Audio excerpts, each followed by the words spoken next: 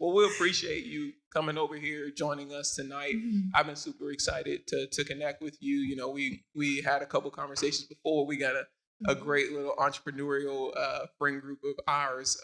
But tell us a little bit about you, right? Like, you grew up here in Portland. Mm-hmm. Tell me a little bit about what that was like growing up here for you. My experience growing up here was, I loved growing up here, honestly. I'm the oldest of 5.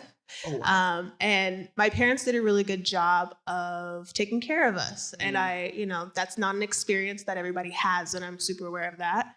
A house of 5 also, takes a lot of money, but they did it really, really well. That's a lot of mouths to feed. It's a lot of mouths to feed, but I also think I was super aware of that growing up too. Like, I always wanted my siblings to make sure that they had, the opportunities, the toys, things like that. But I had a lot of opportunity to do extracurriculars. Like, I went to an elementary school that was super into the arts and different extracurricular activities. So I joined those things. Yeah. Middle school, I went to a arts middle school called Da Vinci, and it was very artsy. So that experience was interesting too. And then to, take a turn, I went to a private Catholic high school. And so I think that was my first experience where feeling like my artistic abilities was very stripped and very different. Just because of the structure of that school, yeah. right? Yeah, I think, and I think a lot of Black people could agree that the schooling system just isn't built for us. And so I think in the private Catholic high school sector as well, it's also not built. Okay. And it's ironic because the high school that I went to was predominantly POC. Really? Lots of Black kids, lots of Latino kids, lots of us. But we made it through. Not all of us, but most of us, you know? But I definitely learned through that experience, like I was more aware of my race, more aware of, where I came from, my background, mainly because the high school is also, you have hierarchies. Yes. All the kids are Black and Latino and people of color, but the administrative and the presidency are all white. Wow. So you didn't, at that level, you didn't even see anyone that looked like you. No, not really. I think my first experience with like Black people in my that were like mentors to me in that space was our dean of students. So he did lots of disciplinary. So you only really saw him if you were getting in trouble. And then my favorite teacher of all time was actually Mr. Tyler, and he was a AP English student, and that was our English teacher. And that was my first experience having like a Black person that, one, also believed in me, and two, taught me something really, really valuable. I didn't give two nothings about English in school, really, because I didn't have people to teach me that I was really interested in learning from. Right. So that was kind of like my first experience, I think, in high school. Yeah. I mean, we can talk at length about the importance of having someone that looks like you, that will inspire you to do things right. It's kind of like, a lot of times we don't even know that we can own our own businesses because we don't grow up seeing a lot of that, right? Which is why we're here tonight. I know as a part of your journey, you ended up going to college in New Mexico. Yes. Right? So you love Portland, but you left. Yes, I did leave. Yeah, I took that opportunity. What took you out that way? Like, you were just looking for something different? Like, what was it? Yeah, so I knew I didn't want to do anything traditional. I think private Catholic high school, they had you be a lawyer, a doctor, something that was very technical, and that just wasn't me. And I've always known that I was an artist at heart. So I remember going to Barbara Ward. She was our like college advisor, and I was like, I don't want to go to a regular school. I don't even want to go to HBCU. I want to go somewhere I can study art. And she was like, oh, there's not very many programs. And so, but I ended up doing my own research, and I found Santa Fe University of Art and Design. And I was like, this is where I want to go. Yeah. And let me tell you, like, I'd never been to New Mexico, never, ever, ever. And my mom was like, are you sure? Like, is that something you really want to do? And we went out there and visited, and she was like, I don't know. You want to stay? You want to come here? And I was like, yeah, I really do. And she asked me so many times, like even when she dropped me off, are you sure you want to stay? She probably wanted you to stay closer to home. Yeah. And, but I was so sure of it. And I ended up getting almost a full ride scholarship to go there. I think the only thing that I didn't have covered was my room and board. Wow. Which I ended up figuring out for the long term later in college. But I went there. The first semester was tough. I wanted to come home. My mom was like, nah, you stay. You stay. You're going to stay. But I'm very glad that I did stay, because I attribute my growing years to that place for sure, because I would definitely be a completely different person if I hadn't had that experience. Wow. So you go there, you get this different experience in college, and you end up coming back, right? You end up coming back to Portland. You know, what had changed in that, right? Because you got this experience in art, you got, you know, kind of all of this new breath, probably new network, new friends. What was it about? Like, why did you want to come back here? You know, I still to this day don't know. I just had a feeling. There was a feeling that I was like, okay, I think this is the end of my time here. I don't know why. I felt like I needed something different. And home was really like the only place where I felt like I could go and thrive, or at least have a place to land, you know, being right after college. I had worked in Santa Fe for about a year after I graduated. And I was like, I just think it's time to go home. I think it's time to go home. And to this day, I know that the reason why I was called to come back home is because my dad was going to pass away. He ended up passing away 8 months after I returned home. After you came back? Yeah. So what was going on? Like, was it something that had been happening and they didn't tell you for a little while, or like it's just before you knew it, there was a message saying your dad's sick? Yeah. So my mom and my dad, they did a lot of like trying to figure out what was going on. He would go to the doctors and they would get kind of same answers: heartburn, fatigue, things like that. Drink more fluids, things of that nature.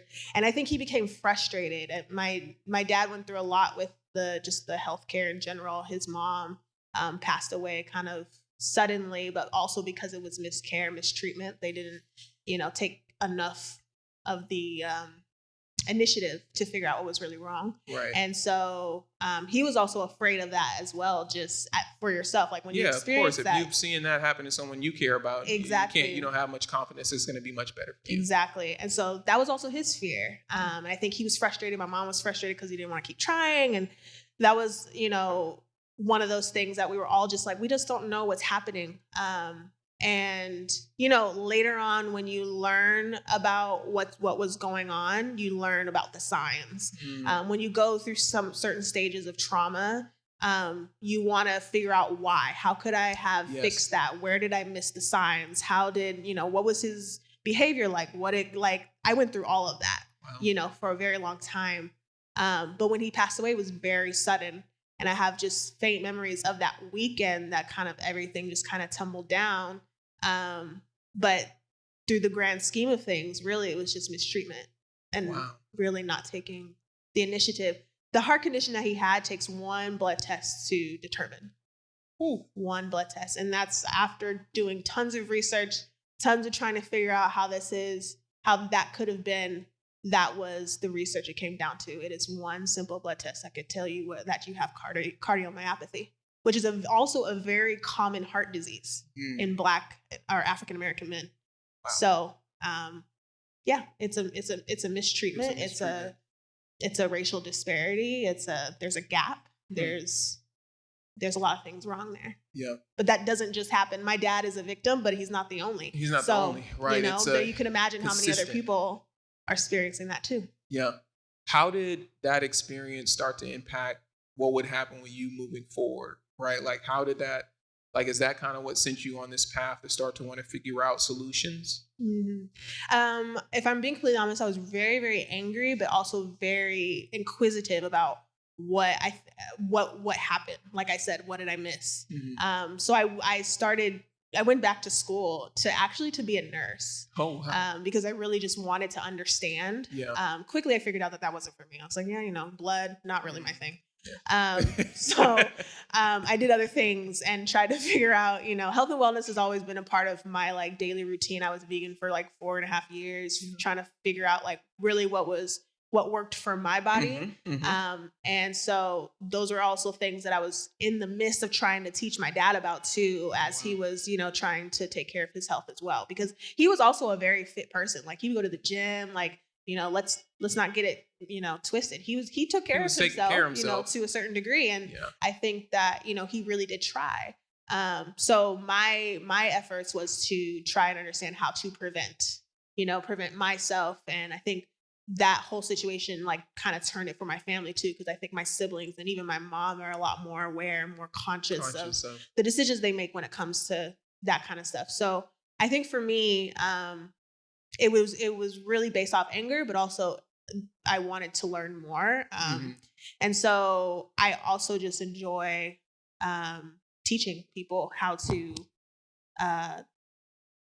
boost their immune systems, like what, you know, really like that's like that's what it really boils down to. Like I love doing that stuff, teaching people about things, because it's things that we don't, especially as Black people, we don't become privy to until way too late. Later, right? There's, you know, there's just kind of cultural habits and diets and things that are vastly different. Yes. But which is also rooted in the way that we were brought here, and then how we were fed as, you know, in slavery. Yeah. Like, and it's a lot of these things are connected. It's a great point, because can you imagine telling a 40-something-year-old man, now you have to change the only way you know how to eat? Yeah, like I can imagine he probably was extremely frustrated. You know, like that is, it doesn't come naturally. It takes time. It takes a lot of time. So learning how to do that from the jump and like teach other people and like be kind of like a pillar in that community was something I really wanted to do. And so that's just kind of how Drink Mamey. You know? And so did you have any experience before with, you know, because Drink Mamey is cold pressed juices and other health, you know, products. Did you have any experience with that before, like coming into the space, and like how did you even get interested in that? Not necessarily. So I worked at a juice bar in Santa Fe for like 2 months. I have never worked in the food industry at all, so this was my first attempt at it. Like I was like, let's give it a go. I'm gonna learn a whole bunch of new things. But I was doing it myself at home. Like I love mixology, and I'm not necessarily in the alcohol world, but like, you know, making mixers and things like that. That was like one of my favorite things. It's a hobby. Yeah. So I love making smoothies, and I was always doing stuff on Instagram, like cutting fruit, like just random things that had to do with like my obsession with fruit and beverages and things. And so that's kind of where my experience came from. And then obviously you just learn a lot as you go, as it becomes like a profession or something that you do. And so when the attention was going, definitely I learned a lot about how to be cleaner, about how to, you know, make it a little bit more fresh, how to, you know, the oxidation of juice, like how long it actually lasts, like just all the things that I had no idea I was getting myself into when I started this. You were like, at first it was just a hobby, I was enjoying this, and then you're like, there's all this like learning that starts to come with that process. At what point did you start to think maybe other people might want what you were making? Well, so I was making juice videos when the pandemic came down. I was working for a nonprofit. And I was just making these videos and like putting them out, answering a whole bunch of questions. I was getting a lot of traction at just this time with people just trying to learn, right? Because people were at home, so they were probably very interested. The only thing they had to do was learn. So, so I was doing a lot of that, and then I have an art and design background, so I was like, let's make it fun. Like, let's do, you know, a little label. Let's get some bottles. And I remember my boyfriend, I was like, oh, should I order like 400 bottles? Like, am I really gonna like sell this many? Because at this point I had been doing this maybe for like 2 months, and I had little mason jars I would get from the grocery store, things like that. I was like, should I spend the money on these bottles? Like, what if they don't sell out? He's like, no, do it, sell out. And I was like, are you sure? He's like, it's gonna sell out, I promise. I was like, I don't know. He's like, do it.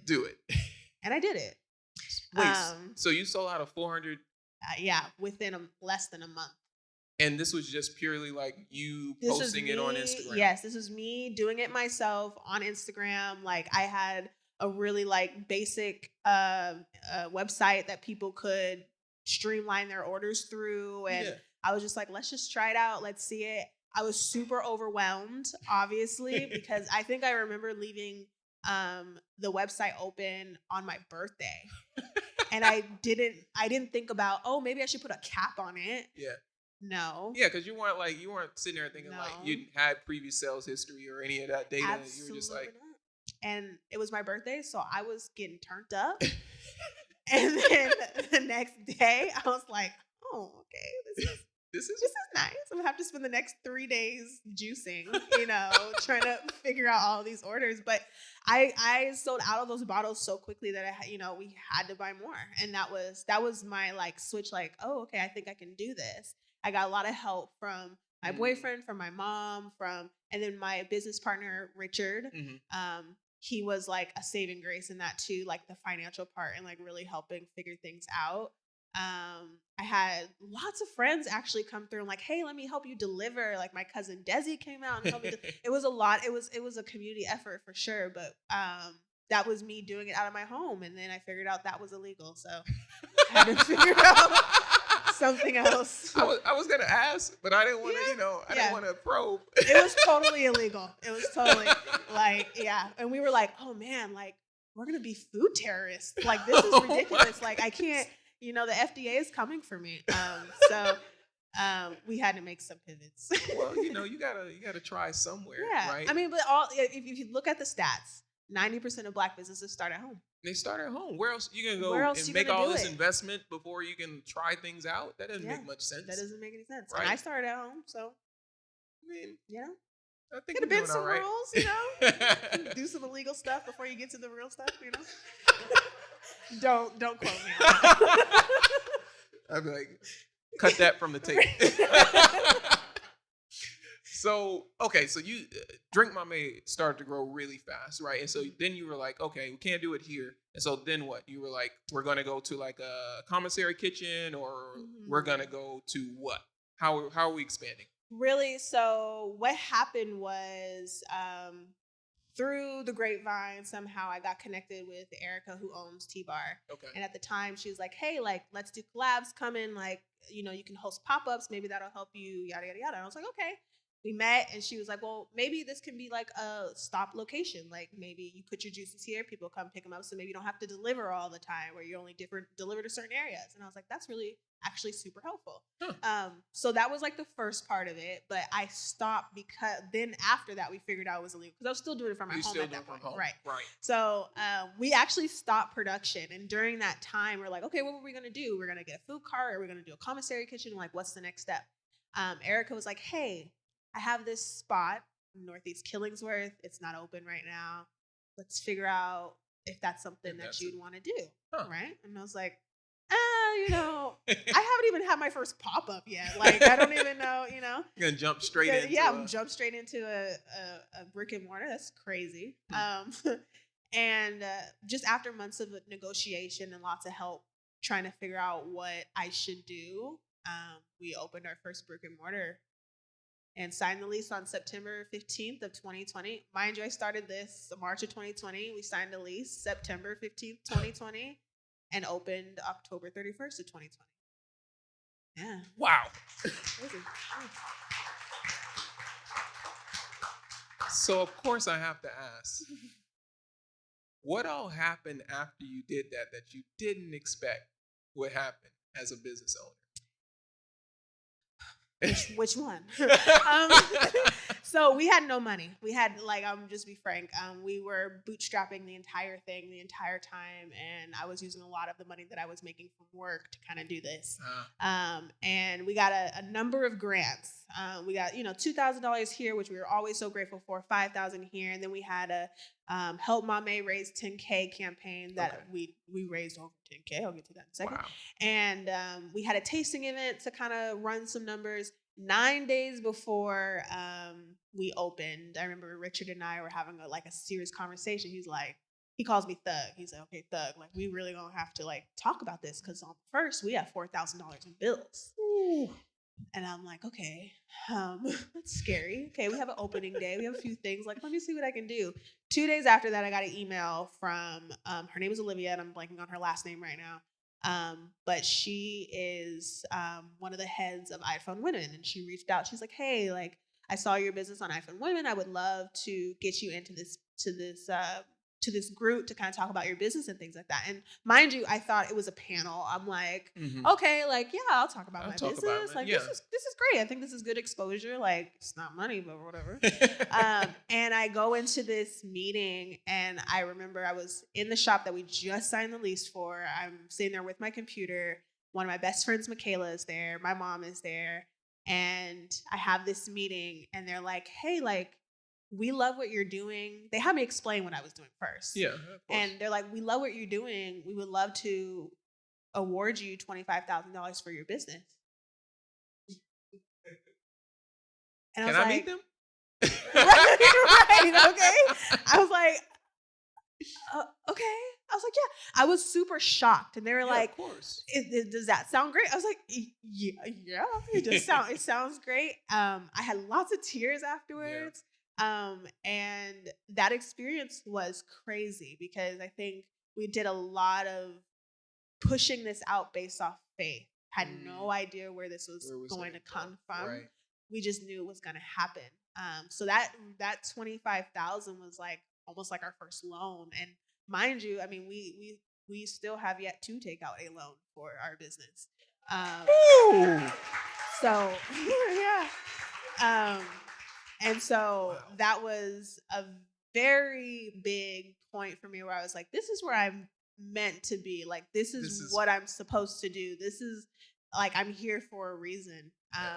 And that was so helpful because, you know, we had a great opening. We had a little bit more of a, like, we can breathe. Like, I might be able to sleep tonight finally. Yeah.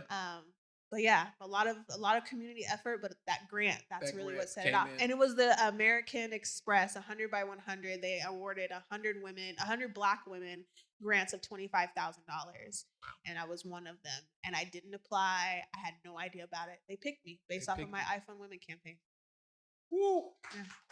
Mind you, also, I remember my mom and I were going back and forth between doing Indiegogo or iPhone Women. And we were like, let's do iPhone Women. It seems like a little bit more creative. Wow. What are the chances? Shout out to mom. Shout out to mom. You know, one thing I wanted to ask you about, and I wanted us to kind of talk about a little bit, is you talked about the faith part. Mm-hmm. And I think that it's a critical part to talk about as entrepreneurs. Because a lot of times, right, we got a vision for where we might want to go. We got plans for where we might want to go. But I find when I speak to a lot of entrepreneurs, there's still a lot of ambiguity. Yeah. Right? And there comes a point where you kind of got to get comfortable with it. Yeah. Is that kind of like, would you find that to be like accurate? Like, is that your experience? And like, it's a part of this. Yeah. I mean, you got to get comfortable with being uncomfortable. That's really what it is. Because I think the entire time I was uncomfortable. And if I'm being completely honest, like, I would go to bed with anxiety. I'd wake up with anxiety. Don't know what's going to happen today. Something really shitty happened yesterday, and it might also happen today. But I think also working through those hurdles really takes you to the next step. A lot of people stop at certain hurdles, and really you don't know on the other side of that hurdle if that could really be your breakthrough. And so I think a lot of it had to do with faith, and I think a lot of it had to do with God and the forces above me and my ancestors really pushing me through, because truly it was bigger than me at that point, and I knew that, and I still know that today, that it's bigger than me. And I always tell people, like, Drink Mamey is me, but it's not about me. It's about the community. I've given it away. It's the communities. It's, you know, a gift from my ancestors. That's kind of how I think of it, because it's really, you know, in order to do something like this, you really have to be into it, and you really have to want it, because this is not like, I wake up sometimes, I'm like, this is ghetto. This is ghetto. And I you know, I want to, there's days where I want to quit. There's days where I like lay in bed, can't get out of bed, but there's still something to look forward to, because you still have to have that faith. There's still, you know, and it's also important to know, like, who's watching you, but also who believes in you. Yes. Because I'm like, if I quit, I'm letting every single person down that believes in me right now. It's a whole different thing, especially the way you speak about it, right? You've already understood that it's not about you, right? It is bigger than you. There's a thing that you represent, right? And there's people of all generations that are like, I love that you're doing this. And so it's great to kind of hear that perspective and how you understand and deal with the weight of that. As as this time has gone, you also mentioned that you hadn't taken out any loans since then. So what does that mean on the business side? Has the business just been growing so rapid that you are able to operate from the business? Yeah. I think it's a blessing that I haven't had to put my own personal finances into my business. I think that is such an underrated blessing that I have been blessed with. We did a lot of fundraising, and we raised about, I think even after the $25,000, we raised about $67,000, and that brought us to a $200,000 business at the end of 2021. Ooh. Wow.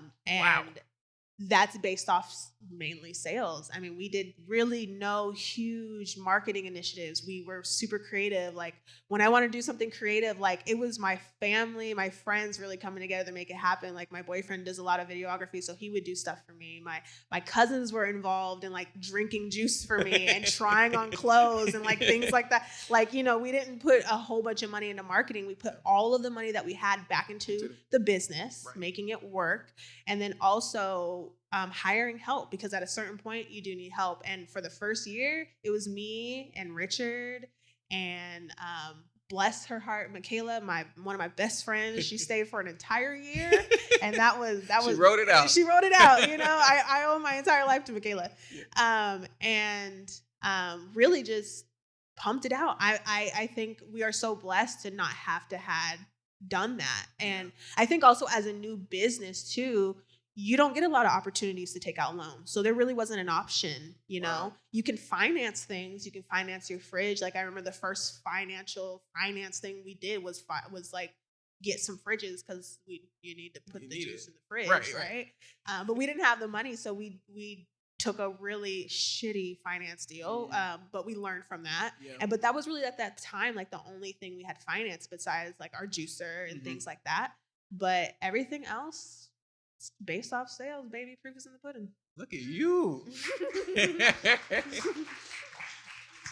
So, you've experienced growth in a short amount of time, but clearly you also understand what it means and kind of this vision that you have for it. Can you share with us a little bit about, like, where do you see Drink Mamey going? Like, what's your vision for it? Because it sounds like it's bigger than juice. Yeah. It's bigger than juice. And I think we talked about it briefly upstairs, but I would really love to impact. I think Portland Public Schools is like my first, like something I really want to tackle. Like my first, like mission-based, goal is to tackle the health and wellness within kids, because that's where it starts. If we really want to go back, and that's where it starts. Learning our eating habits is, from our adolescence. So I think I really would love to start there and get healthier options into schools, food, beverage, because I was flabbergasted. I went into one of these schools and they had a vending machine. I did not have a vending machine when I went to school younger. There was no such thing as a vending machine, but there's like soda and candy and like juices and like that are, high in sugar and lots of, so that's like my first thing. But I think additionally to that, I would love to just be more direct to consumer. I think a lot of businesses aim their businesses to be to appeal to other businesses that could sell their product. Oh, like so wholesale to grocers. Yes, yes. Okay. But I'm way more interested in building a solid customer base and delivering directly to that customer, specifically the Black customer. Yeah. In that though, there's also a business aspect too, right? Like there's more margin, so that because when you go wholesale, you're splitting that up with someone else, right? Yeah. And I don't. We're 100% Black-owned company, and I would love to stay that way.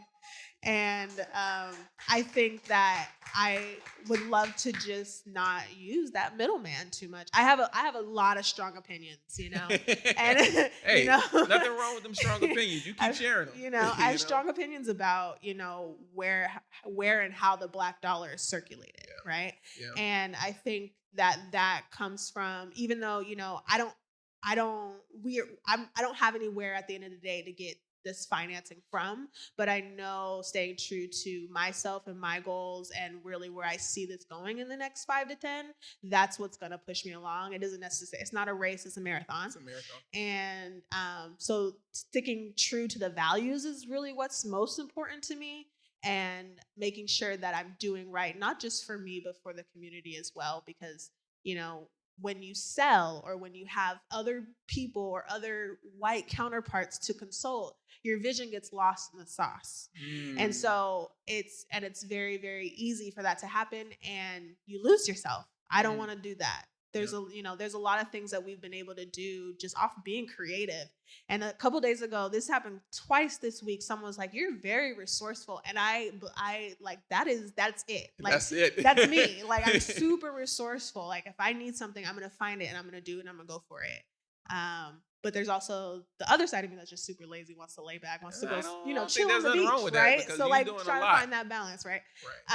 But I think overall, just really honing in on that, being resourceful. We can do it. We don't have to have this super huge budget to do anything.